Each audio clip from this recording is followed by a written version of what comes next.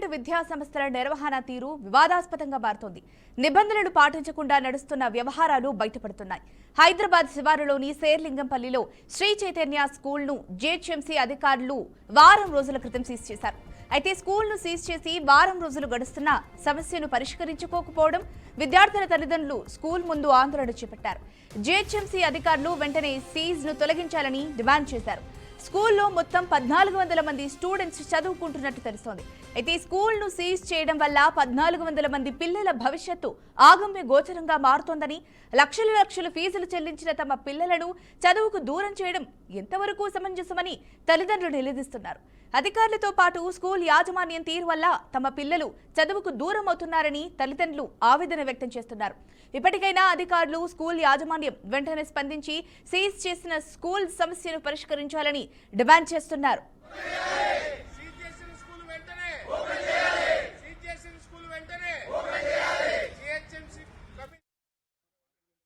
Parking issue కోసమే seize చేశారు school. ఏదైతే కరెక్ట్ కాదది, దయచేసి దాన్ని అర్థం చేసుకుని అకాడమిక్ ఇయర్ మధ్యలో కాకుండా ఏదైనా సమ్మర్ లో ఇలాంటి ఇష్యూస్ ఏమైనా ఉంటే వాళ్ళు చూసుకోవాలి తప్ప పిల్లల పేరెంట్స్ కి స్ట్రగుల్ చేయడం. 7 రోజులు అయిందండి పని చేసి, 7 రోజులు దాటింది స్కూల్ పని చేసి.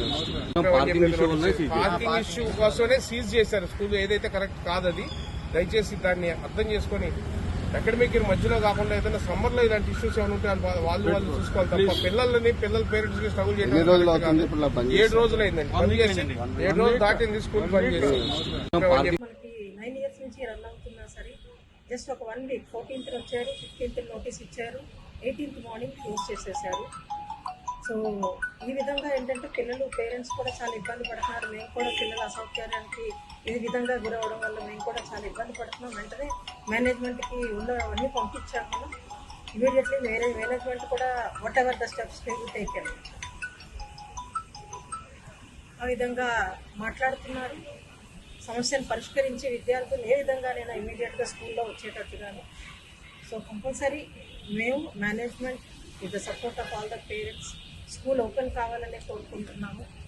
అది ఎంఈఓ గారి దృష్టికి తీసుకెళ్ళిన సార్ కూడా అంత వీలైతే అంత తొందరగా ఓపెన్ అయ్యి పిల్లలు వస్తేనే బాగుంటుందమ్మా, మేము కూడా చూస్తున్నాం అన్నట్టుగా ఈ విధంగా చెప్పారు. పేరెంట్స్ అందరూ కూడా సపోర్టివ్గా ఉన్నారు. ఇంతవరకు ఇష్యూ ఉంది, రిజాల్వ్ అయిపోతే పిల్లలు స్కూల్కి వస్తారని.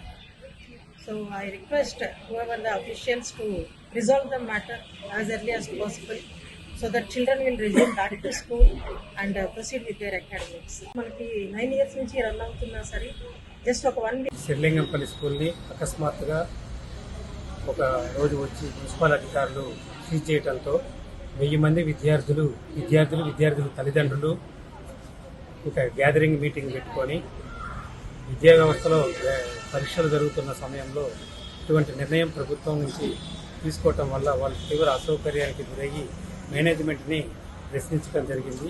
మేనేజ్మెంట్ వారు సంబంధిత అధికారులను సంప్రదించి 1-2 రోజుల లోపల ఎటువంటి ఇబ్బంది లేకుండా విద్యార్థులకి పాఠశాల నిర్వహిస్తామని చెప్పి విద్యార్థుల తల్లిదండ్రులకి తెలియజేయడం జరిగింది. ఫీజు ఎందుకు చేశారన్న దాని మీద మాకు క్లారిటీ లేదండి. మా బిల్డింగ్ ఓనర్ గారితో సంబంధిత మున్సిపల్ అధికారులు మాట్లాడుతున్నారు. సో నోటీసులు అనేవి ఇష్యూ చేశారా చేయలేదు? మాకు స్కూల్కి ఏమి ఇటువంటి నోటీసులు ఇష్యూ చేయలేదు. ఓకే, బిల్డింగ్ సంబంధించిన బిల్డింగ్ ఓనర్ గారికి ఇచ్చారు. ఓనర్ గారు దాన్ని పరిష్కరించుకోవడానికి ప్రయత్నం చేస్తారు. ఫంక్షన్ హాల్ అని చెప్పేసి ఇచ్చినట్టుగా నోటీసులో చెప్తున్నారండి. ఓనర్ గారు ఇది కమర్షియల్గా నేను పర్మిషన్ తీసుకున్నాను అని చెప్పేసి ఆయన చెప్తాను. శేర్లింగంపల్లి స్కూల్ని మరి ఇదే అంశంపై ఇవాళ మాట్లాడేందుకు మా స్టూడియోలో మనతో పాటు ఉన్నారు OU JAC chairman, all India Banjara student organization karate Raju Nayak గారు. నమస్కారం రాజు నాయక్ గారు, నేను చక్కెర్ల ఝాన్సీ. అండ్ ఈ శ్రీ చైతన్య అంశానికి సంబంధించి ముఖ్యంగా ఇప్పుడు వాళ్ళు ఏదైతే చేశారో దానివల్ల యాజమాన్యానికి ఏం ఒరిగిందో లేదో పక్కన పెట్టేస్తే 1400 మంది స్టూడెంట్స్ భవిష్యత్తు ఆగమ్య గోచరంగా మారింది. మరి దీన్ని ఎలా చూడొచ్చు అంటారు? చాలా సంతోషం బీఆర్కే న్యూస్ ఛానల్కి. మరియు శ్రీ చైతన్య కానీ ఈ రాష్ట్రంలో నారాయణ కానీ వాళ్ళు చేస్తున్నటువంటి విద్యను ఏ రకంగా వ్యాపారంగా మార్చిర్రు, విద్యా వ్యవస్థను ఏ రకంగా వాళ్ళ జేబులు నింపుకోవడానికి ప్రయత్నం చేస్తున్నారు. 7 రోజుల పాటు తెలంగాణ రాష్ట్రంలో ఒక పాఠశాల మూసివేసి విద్యార్థుల భవిష్యత్తు మొత్తం కూడా అగమ్యగోచరంగా మారిపోయి తల్లిదండ్రులు రోడ్డుపైన పడ్డా కూడా ఈ రాష్ట్ర ప్రభుత్వం పట్టించుకోవడం లేదు అని అంటే ఎవరితో కుమ్మకయ్యరు.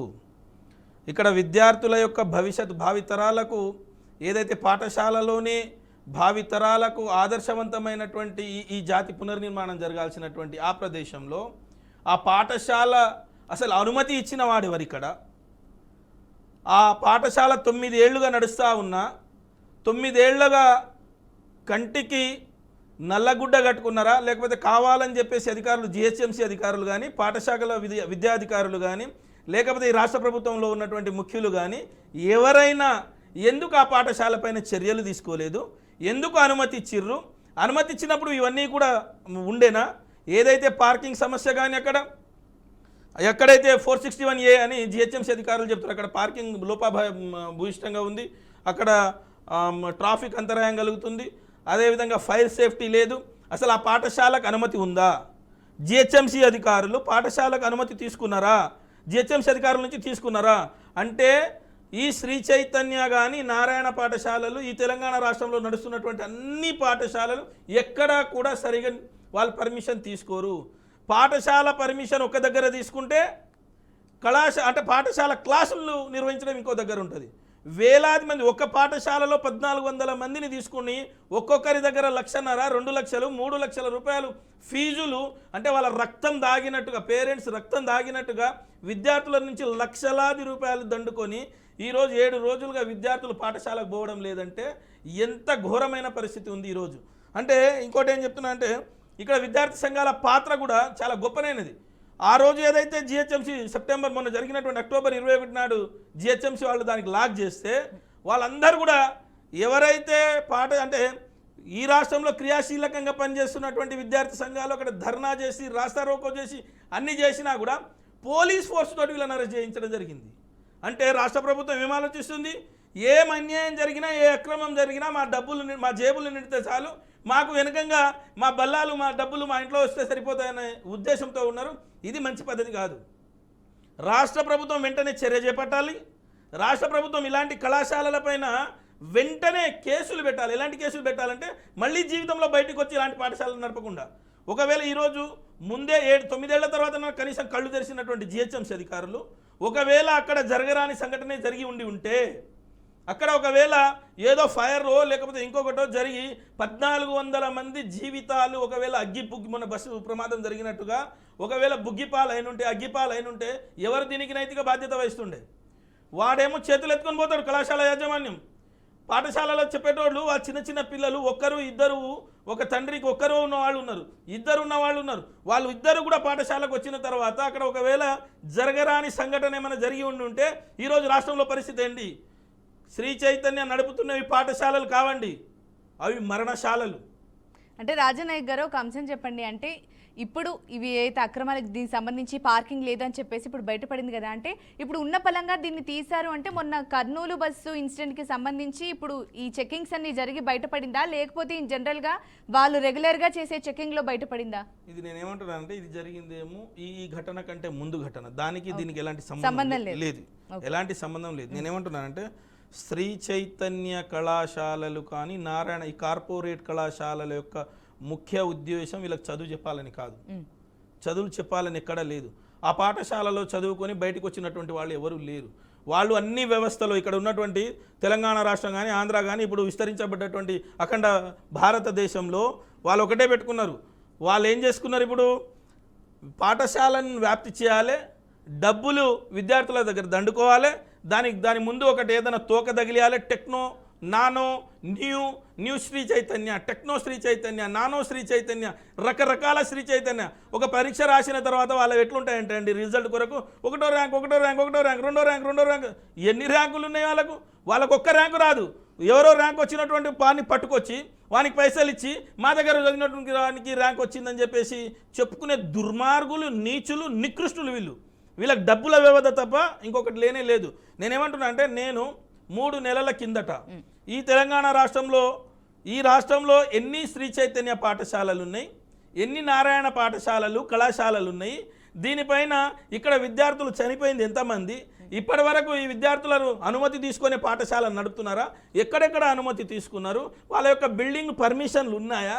బిల్డింగ్ పర్మిషన్ లేవా? అసలు ప్రభుత్వ విద్యా హక్కు చట్టం ఏం చెప్తుంది? తెలంగాణ రాష్ట్ర విద్యా హక్కు చట్టం ఏం చెప్తుంది? దీనిపైన పూర్తి వివరణ నేను రైట్ టు ఇన్ఫర్మేషన్ యాక్ట్ ఒక సిటిజన్గా, ఒక ఉస్మానియా యూనివర్సిటీ ఉద్యమకారుడిగా అడిగితే రైట్ టు ఇన్ఫర్మేషన్ యాక్ట్లో 30 రోజుల్లో సమాధానం ఇవ్వాలి. ఇవ్వకపోతే ఫస్ట్ అప్పీల్ పోయినా దానికి మళ్ళీ 30 డేస్లో సమాధానం చెప్పాలి. దానికి కూడా ఇవ్వలేదు. మొదటిగా 30 రోజుల్లో ఇవ్వాల్సినటువంటి సమాచారం ఇవ్వలేదు, రెండోసారి అప్పీల్ పెట్టుకుంటే ఇవ్వలేదు, మూడోసారి ఆర్టీఐ కమిషన్ పోయినా కూడా ఇచ్చే పరిస్థితి లేదు. అంటే ఈ విద్యా వ్యవస్థను పూర్తిగా అంటే ఈ శ్రీ చైతన్య కార్పొరేట్, నారాయణ కార్పొరేట్ కళాశాల ఎట్లుంటే ఒక మాఫియాగా తయారైనాయి. ఇక్కడ తెలంగాణ రాష్ట్రమే కాదండి, ఇది ఆంధ్ర కావచ్చు, కర్ణాటక కావచ్చు, వాళ్ళు విస్తరించబడి ఢిల్లీ వరకు కూడా వీళ్ళు మొత్తం ఒక మాఫియాగా మార్చుకొని రాజకీయ నాయకులను లోబర్చుకోవడం, విద్యాధికారులు అయితే మరి వాళ్ళ అటెండర్లలాగా చూడడం, డిఈఓ నుంచి అంటే జిల్లా కలెక్టర్ నుంచి కింద పనిచేస్తున్నటువంటి ఎంఈఓల వరకు అందరూ కూడా వాళ్ళ అటెండర్లలాగా శ్రీ చైతన్య వాళ్ళ యొక్క ఆశీర్వాదం తీసుకోవాలని చూస్తుంటారు వాళ్ళు. ఎందుకంటే వాడు ఏదో చూసి చూడనట్టు వివరించాలి. వారి పాఠశాల పర్మిషన్ ఉందా, కళాశాల పర్మిషన్ ఉందా, ఒక సెక్షన్లో ఎంతమంది విద్యార్థులు ఉండాలి, ఎంతమంది చదవాలి, ఎంతమంది అసలు పాఠశాల అంటే ప్రభుత్వానికి అనుగుణంగా, చట్టాలకు అనుగుణంగా వాళ్ళకు ఉన్న బిల్డింగు, తరగతి గదులు, దాంట్లో కూర్చోవాల్సింది కెపాసిటీ కానీ, లేకపోతే అక్కడ ఉన్నటువంటి భద్రతా లోపాలు కానీ ఏమైనా ఉన్నాయా, లేకపోతే ఫైర్ కానీ ఏది తీసుకున్నా అందులో పాఠశాలలో పాఠాలు చెప్పేవాళ్ళు సగం మందికి క్వాలిఫికేషనే ఉండదు, సగం మంది క్వాలిఫికేషన్ ఉండదు.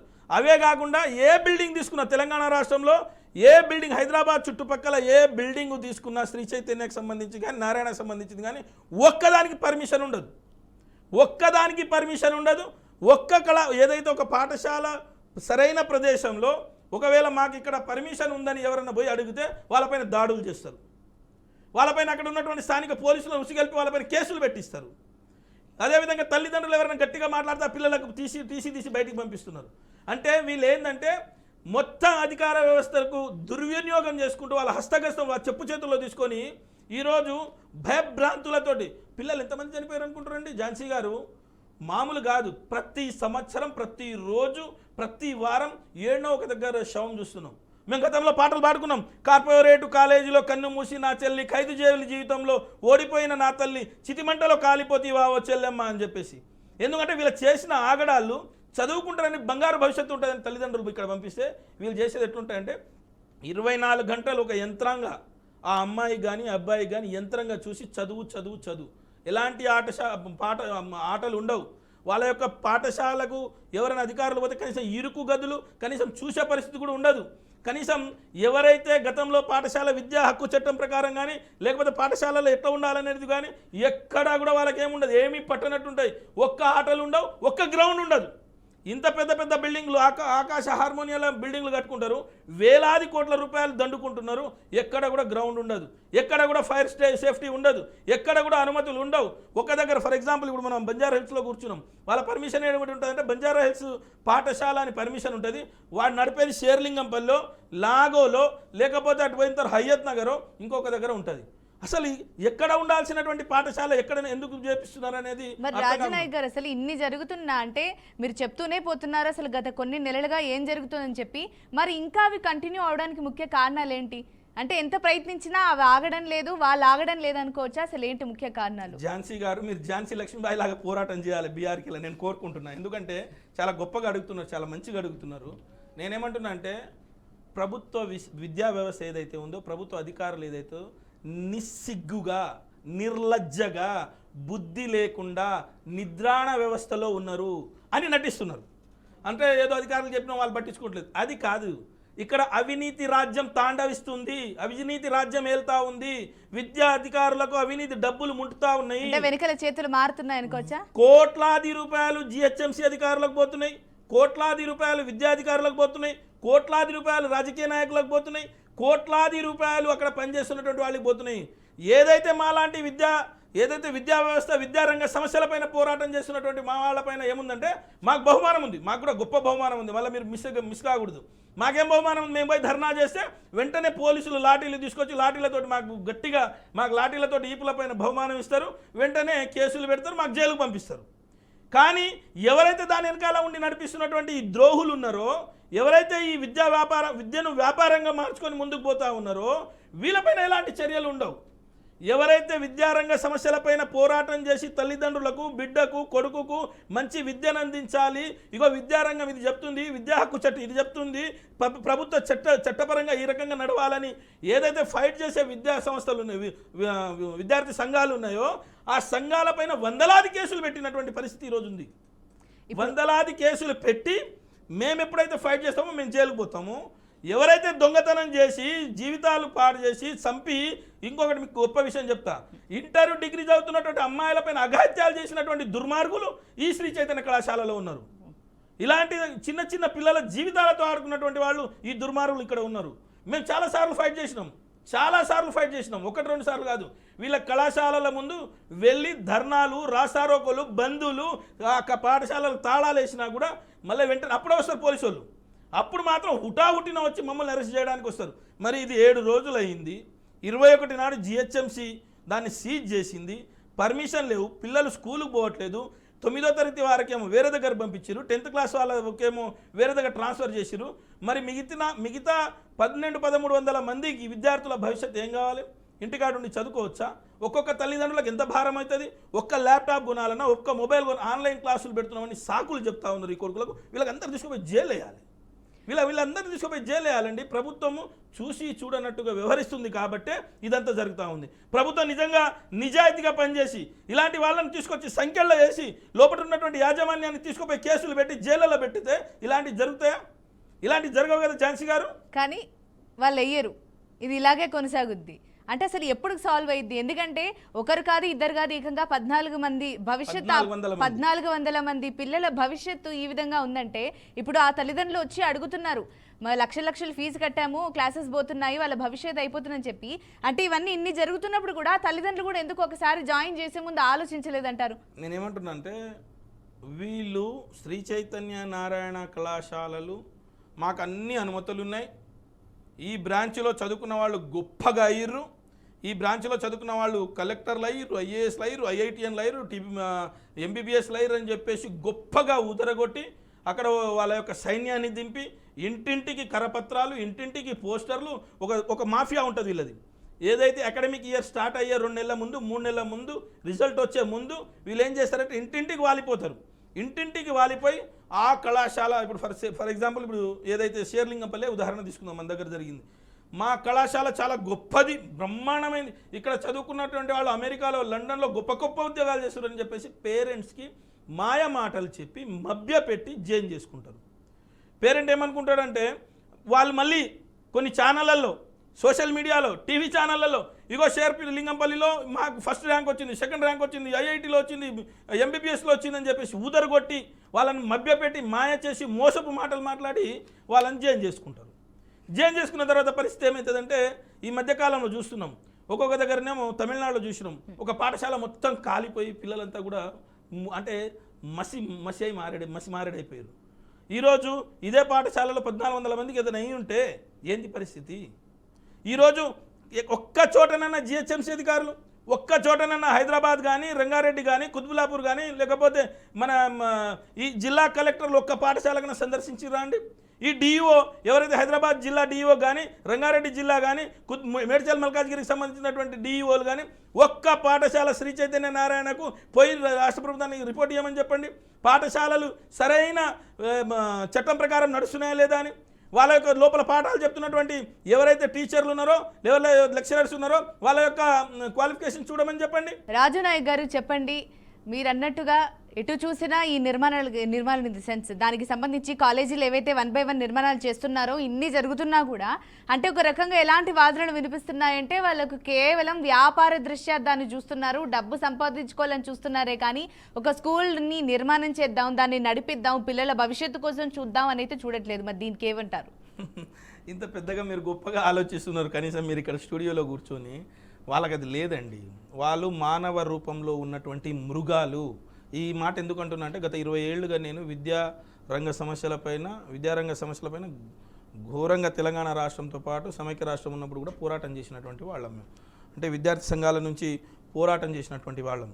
నిజంగా నేను ఒకటి చెప్తా, ఒకవేళ ఉచిత విద్య లేకపోతే వీళ్ళు ఫీజు లేకుండా ఒక నెల ఫీజు తక్కువైతే, రూపాయి తక్కువైనా, లేదా ఫీజు కట్టడం తక్కువైతే ఆ రోజు పిల్లలకి ఇంటికి పంపించేస్తారు. నిజంగా చెప్పాలంటే ప్రభుత్వము ఒక ఫీజు ఎంత ఉండాలని నిర్దేశిస్తుంది. జనరల్గా ఒక 18,000, 21,000, 30,000 ఇట్లా ఏ రకంగా ఉండాలని ప్రభుత్వం నిర్ణయిస్తుంది. ఒక్క పాఠశాలలోనైనా నేను ఛాలెంజ్ చేసి చెప్తా, మనం కెమెరా తీసుకోపోదాం, ఏ పాఠశాల ముందన్నా పెడదాం, పేరెంట్స్ వస్తారు మార్నింగ్ సాయంత్రం దింపడానికి తీసుకుపోవడానికి, లేకపోతే హాస్టల్లో ఉండేటోళ్ళకు.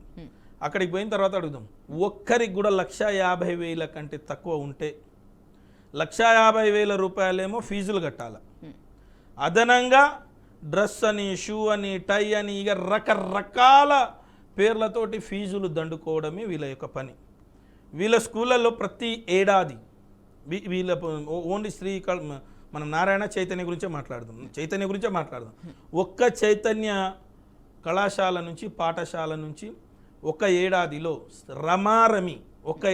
రమారమి బయటికి జాయిన్ అయ్యే వాళ్ళ సంఖ్య, బయటికి వెళ్ళే వాళ్ళ సంఖ్య నేను చూసుకున్నట్లయితే 10 లక్షల మంది, తక్కువ 10 లక్షలు, 10 లక్షల మంది విద్యార్థులు ఆ పాఠశాలలో చేరి 10 లక్షల మంది విద్యార్థులకు జీవితాలను ఆగం చేస్తున్నటువంటి ఈ కార్పొరేట్ మాఫియానే శ్రీ చైతన్య కళాశాల. అంటే నాకు ఒక చిన్న డౌట్, జనరల్గా ఏమనిపిస్తుందంటే ఇప్పుడు డబ్బులు తీసుకుంటున్నారు, తీసుకున్న దానికైనా కనీస చదువు చెప్తున్నారా, లేకపోతే మొత్తానికే గాలికి వదిలేసి కేవలం ఈ డబ్బు మీదనే కాన్సన్ట్రేషన్ పెట్టి మీరు ఉండండి, చేస్తే చేయండి, మా రూల్స్ ఫాలో అవ్వండి, ఈ ధోరణిలో ఉంటున్నారా వాళ్ళు? నేనేమంటున్నా అంటే పాఠశాల అన్న తర్వాత ఆ పాఠశాలను నడపడానికి, ప్రభుత్వానికి చూపించడానికి వాళ్ళ దగ్గర ఉండాల్సినటువంటి అన్ని ఫేక్ అన్నీ ఉంటాయి, మిగతాయి ఉంటాయి. ఆ విద్యార్థి యొక్క ఒక విద్యార్థి బయటికి వెళ్ళినప్పుడు మానసికంగా తన పరిణితి ఎంత, విద్యారంగంగా తన పరిణితి ఎంత, రాష్ట్రంలో వివిధ స్థాయిలో ఉన్నటువంటి పోటీ పరీక్షల్లో నెగ్గుతున్నాడా నెగ్గుతలేడా, ప్రమాణికాలు ఏముంటాయండి మనిషికి చదువుకొని బయటకు వచ్చినప్పుడు? మినిమం కామన్ సెన్స్ ఉండాలి. మినిమం తల్లిదండ్రులను గౌరవిస్తుండా, సమాజాన్ని గౌరవిస్తుండా. ఈరోజు డ్రగ్స్ మాఫియా అన్నీ జరుగుతూ ఉన్నాయి, ఇలాంటి దానికి బానిస అయ్యిండా కాలేదా, లేకపోతే ఏదన్నా చిన్న కాంపిటేటివ్ ఎగ్జామ్ రాసే దాంట్లో క్వాలిఫై అవుతున్నాడా, కనీసం తల్లిదండ్రులతో మంచిగా మాట్లాడుతున్నాడా, ఒక సంస్కృతి సాంప్రదాయాలను బయటికి తీసుకుపోతున్నారా, లేకపోతే నేటి యుగానికి అవసరమైనటువంటి పరిస్థితులను కల్పిస్తున్నారా, ఆ పాఠశాలలు ఈ జీవితానికి ఏమన్నా అవసరం పడుతున్నాయా?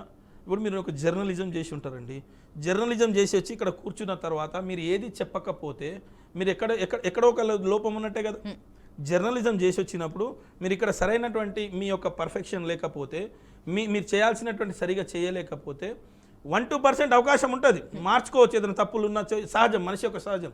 కానీ శ్రీ చైతన్య నారాయణలో 100% తీసుకుంటే 90% న్యాచురల్గా చదివేవాళ్ళు, న్యాచురల్గా తల్లిదండ్రుల ఇది ఉండేవాళ్ళు కొంత బయటపడ్డా కూడా రిమైనింగ్ 90% వాళ్ళ జీవితాలను బుగ్గి చేస్తూ ఉన్నారు.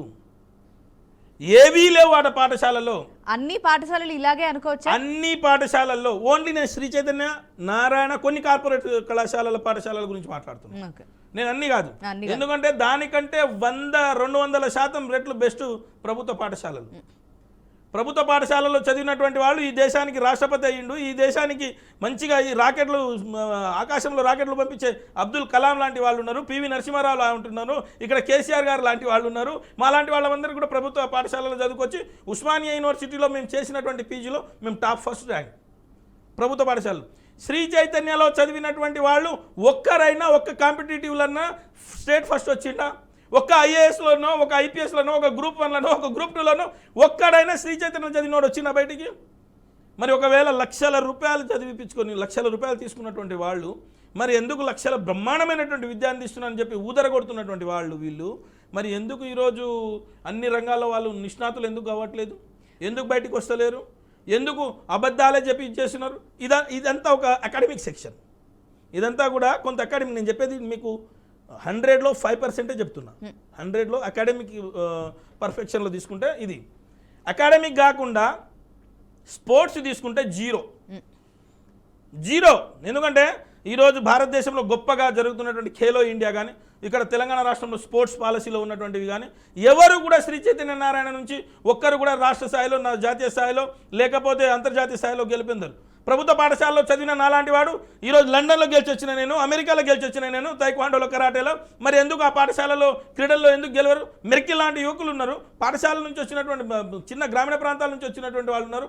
భూములు అమ్ముకొని, తల్లి తాళి అమ్ముకొని, లేకపోతే వాళ్ళకి చిన్న చిన్న ప్లాట్లు ఉంటే, పశువులు ఉంటే, గొర్రెలు ఉంటే, బర్రెలు ఉంటే అవి అమ్ముకొచ్చి నా కొడుకు గొప్పవాడు అవుతాడని చెప్పేసి వీళ్ళకి చదివిపిస్తే శవాలకు బయటికి పంపిస్తున్నటువంటి హీనులు, చరిత్రహీనులు వీళ్ళు. ఈ పాఠశాలకు సంబంధించినటువంటి ఎలాంటివేమీ ఉండవు. అవి పాఠశాలలు కావు, అవి మరణశాలలు. నేను ఎందుకు చెప్తున్నా అంటే ఆ గొడ్లను, ఆ పశువులను బంధించే బందీఖానాలు అవి. మరి ఇప్పటికీ ప్రభుత్వం ఎందుకు చర్యలు తీసుకోవట్లేదు? ఇప్పటికైనా ఎలాంటి చర్యలు తీసుకుంటే బాగుపడుతుందంటారు పిల్లల భవిష్యత్తు? నా రిక్వెస్ట్ ఏంటంటే తెలంగాణ రాష్ట్ర విద్యాశాఖ మంత్రియే ముఖ్యమంత్రి రేవంత్ రెడ్డి గారు డబ్బుల యావనే కాకుండా ఈ భారతదేశానికి మార్గదర్శకం, రేపటి తరానికి కావలసినటువంటి విద్యార్థులందరూ కూడా బాగుండాలంటే విద్యా వ్యవస్థలో మార్పులు రావాలి.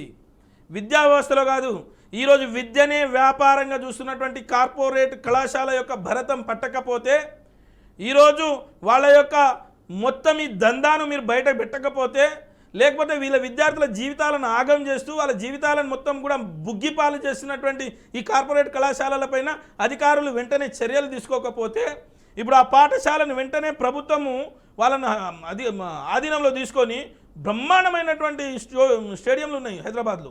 రోజు ఇక్కడ ఏం అంతర్జాతీయ స్థాయి ఏం క్రీడలు నడుస్తలేవు, ఏమి ఇక్కడ వేరే ఏం నడుస్తలేవు. అక్కడ తీసుకుపోయి ఆ పిల్లలను తీసుకుపోయి 2 బస్సులు పెట్టి 3 బస్సులు పెట్టి అక్కడ పాఠశాలలు చేపిస్తే ఆ పిల్లల జీవితాలు ఎంత బాగుంటాయండి. కనీసం ఈ డిఈఓ కానీ, ఈ కలెక్టర్, ఈ జిల్లా కలెక్టర్లకు బుద్ధి జ్ఞానం ఉందా లేదా? మరి ఎక్కడ పోవాలనుకుంటున్నారు వాళ్ళు? అంటే ఇది ఏమన్నా రాచరిక వ్యవస్థనా ఏంది ఇది? పాఠశాలలు చదువుకున్నారు, పిల్లలు రాలేదు, ప్రైవేట్ పాఠశాల గవర్నమెంట్ ఆధీనంలో పనిచేస్తూ ఉంది. వాళ్ళు మోసం చేసిరు, దొంగలు లంగలైనా కూడా ఈ ప్రభుత్వం చర్యలు తీసుకోవాలి కదా. ఈ రోజు వరకు ప్రభుత్వం చర్యలు అంటే జిహెచ్ఎంసీ వచ్చి తాళాలేసి వెళ్ళిపోతే అయిపోయినా వాళ్ళ బాధ్యత అయిపోయిందా? పిల్లల జీవితాలు ఎవరు చూస్తారు? వాళ్ళ భవిష్యత్తు ఖచ్చితంగా చూడాలి. ఎగ్జామ్ రాసే పరిస్థితి, రేపు యాన్యువల్ ఎగ్జామ్ అవుతున్నాయి, ఈ మధ్యలో అసెస్మెంట్ ఎగ్జామ్ నడుస్తూ ఉన్నాయి, ప్రతి ఒక్కటి నడుస్తూ ఉన్నాయి. మరి వాళ్ళ జీవితాలు ఎట్లా? మరి పేరెంట్ బాధ ఉండదా? నా కొడుకు 9 రోజులు 7 రోజులుగా పాఠశాల పోతలేదు, ఇన్ని లక్షల రూపాయలు పెట్టినా నా పిల్లల పరిస్థితి ఏంది? వాడంటే మోసం చేసినట్టే ప్రభుత్వానికి ఏం రోగం వచ్చిందండి? ప్రభుత్వం అయితే పట్టించుకోవాల్సిందే. వాళ్ళు ఖచ్చితంగా జిల్లా కలెక్టర్గా బాధ్యతగా అక్కడ వెళ్ళాలి, డిఈఓ వెళ్ళాలి, అక్కడ ఉన్నటువంటి ఎంఈఓ వెళ్ళాలి. అక్కడ వెళ్ళేసి దానికి వెంటనే పరిష్కారానికి మార్గం కనుగొనాలి. కానీ అవి లేకుండా వాళ్ళకి ఇంకా ఇబ్బంది పెట్టి వాడు ఏదైనా కట్ట తీసుకొచ్చే బ్యాగులు తీసుకొచ్చి ఆ బ్యాగులు జేబులో పెట్టుకొని బయటికి పోవాలనే తపనతోలో ఉన్నారు తప్ప ఇది కాదు. మరి ఇప్పుడు ఈ పిల్లల సమస్య ఏదైతే ఉందో అసలు తీరుతుందంటారా? సీజ్ చేసిన స్కూల్ని మళ్ళీ రీఓపెన్ చేసి అలా చేయగలుగుతారా? ఫైనల్గా ఓవరాల్గా దీని మీద మీ వర్డిక్ట్ చెప్పండి. ఫైనల్గా ఒకటి ఫస్ట్ వీళ్ళపైన క్రిమినల్ కేసులు పెట్టాలి. శ్రీ చైతన్య కళాశాల పైన క్రిమినల్ కేసు పెట్టి వాళ్ళకి బొక్కలు వేయాలి. ఈ పిల్లలను ప్రభుత్వమే తమ బాధ్యతగా పిల్లలను మంచి ఒక గ్రౌండ్ కానీ, ఒక బిల్డింగ్ కానీ, ఒకటి మంచివన్నీ హంగుల ఆర్భాటాలు ఉన్నవి మంచివి చూసుకొని వాళ్ళకి వెంటనే అక్కడికి వెళ్ళేసి ప్రభుత్వమే కొంతమందిని డిప్లాయ్ చేసి, ప్రభుత్వం కొంతమంది టీచర్లను డిప్లాయ్ చేసి ఆ 1400 మందిని కాపాడాలి. ఆ 1400 మందికి విద్యార్థులకు విద్యాబోధనలు చేయాలి. విద్యాబోధనలు చేయకుండా ఏదైతే ప్రభుత్వాన్ని నియమ నిబంధనలకు అనుకూలంగా పనిచేయకుండా 9 సంవత్సరాలుగా ప్రభుత్వాన్ని కన్ను మూపించి ప్రభుత్వ నియమ నిబంధనలు మొత్తం తిలోదకాలు ఇచ్చి ఆ పాఠశాలను నడుపుతున్నటువంటి వాళ్ళను క్రిమినల్ కేసులు పెట్టి జైల్లో పెట్టి, ఏదైతే పేరెంట్స్ డబ్బులు కట్టినటువంటి పేరెంట్స్ ఉన్నారో వెంటనే ఆ పేరెంట్స్కి కట్టిన ఫీజులు వెంటనే రిటర్న్ చెల్లించి వాళ్ళకి మళ్ళీ సరైన అన్ని సదుపాయాలు కల్పించి ఉచితంగా విద్యను అందించాలి. 1400 మందికి డబ్బులు రిటర్న్ ఇవ్వాలి, కేసులు పెట్టాలి, ఆ పిల్లలకు వెంటనే చదువు చెప్పించాలి. ఇది ప్రభుత్వం చేయాల్సింది తప్ప ప్రభుత్వం అది చేయకపోగా ఈరోజు నిమ్మకు నీరెత్తినట్టు వ్యవహరిస్తుంది. ఇది మంచి పద్ధతి కాదు.